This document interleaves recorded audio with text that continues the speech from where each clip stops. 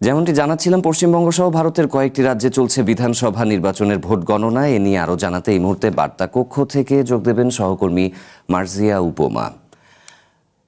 উপমা, যে অবস্থা দেখা যাচ্ছে পশ্চিমবঙ্গের পরিস্থিতি দিয়ে যদি শুরু করি, 15 বছরের পরে নতুন একটা পট পরিবর্তন দেখা যাচ্ছে। মমতা বন্দ্যোপাধ্যায় বলা যাচ্ছে যে নিশ্চিত পরাজয়ের পথে রয়েছেন। তো বিজেপি আসলে কি এমন করলো যার ফলে তাদের এই ফলাফলের দিকে আসলে তারা যাচ্ছে?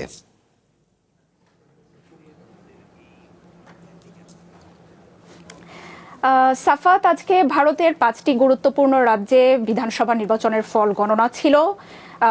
পশ্চিমবঙ্গ, আসাম, কেরালা, পুদুচেরি এবং তামিলনাড়ুতে।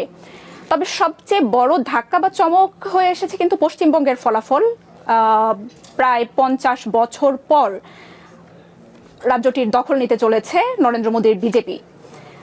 34 বছর বামপন্থীরা শাসন করেছে, তারপর টানা 3 মেয়াদে ছিলেন মমতা বন্দ্যোপাধ্যায় এবং শেষ পর্যন্ত ভোটের আগে ভোটের পরে ভোট ফেরত নানা জরিপ সমীক্ষার নানা আভাস দিলেও মমতা বন্দ্যোপাধ্যায়ের এতটা পতন কিন্তু আমরা আসলে কেউ ধারণাই করতে পারিনি যে ভোটে তার এমন ভূমিধস পরাজয় আসবে। 293টি আসনে আজকে ফল গণনা হয়েছে। এককভাবে সংখ্যাগরিষ্ঠতা বা রাজ্য সরকার গঠনের প্রয়োজন ছিল 147টি আসন, কিন্তু নরেন্দ্র মোদীর বিজেপি কিন্তু পশ্চিমবঙ্গে বড় চমক বা দাপুটে জয় তুলে নিয়েছে। 200 আসনের মাইল ফলক পেরিয়েছে। শেষ খবর পাওয়া পর্যন্ত 208টি আসন নিয়েছে বিজেপি। আর আমরা যদি বলি, তৃণমূল মাত্র 81টি আসন পেয়ে অনেকটাই বিপর্যস্ত। সবচেয়ে বড় ব্যাপার হয়ে এসেছে, নিজের আসন ভবানীপুরে মমতা কিন্তু পরাজয়ের দ্বার প্রান্তে। শুভেন্দু অধিকারীর চেয়ে 3000 ভোটের ব্যবধানে তিনি আসনটিতে হারতে চলেছেন বলে শেষ পর্যন্ত আমরা জানতে পেরেছি।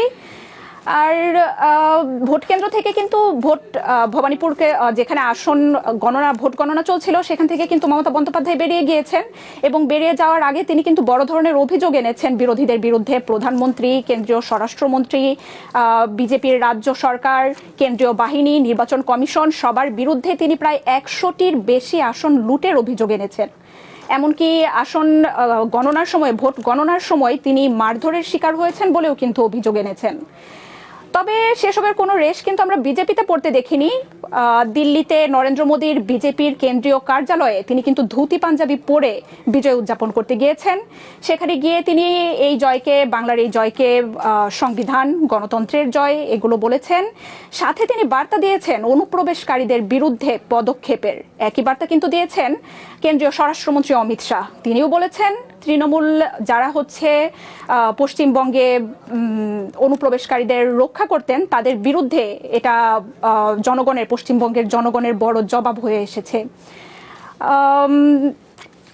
পশ্চিমবঙ্গ নিয়ে এই ছিল সবশেষ। আর এছাড়াও বড় চমক হয়ে এসেছে কিন্তু তামিলনাড়ুতে, যেখানে সদ্যই দল গঠন করা 2024 সালে টিভিকে বা তামিলাগা ভেটরি কাজাগাম গঠন করেছিলেন থালাপতি বিজয়। সিনেমা দিয়ে যিনি জনপ্রিয়তার শীর্ষে ছিলেন, তিনি কিন্তু প্রথমবার নির্বাচনে এককভাবে তিনি সংখ্যাগরিষ্ঠতা পাননি, কিন্তু বড় জয়ের পথে।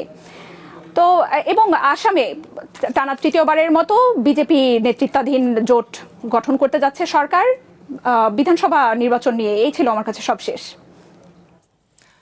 মার্জিয়া উপমা, আপনাকে ধন্যবাদ। আমাদের সহকর্মী মার্জিয়া উপমা পশ্চিমবঙ্গ সহ ভারতের যে রাজ্যগুলোতে নির্বাচন অনুষ্ঠিত হচ্ছে সেখানকার সর্বশেষ খবর বার্তা কক্ষ থেকে জানাচ্ছিলেন।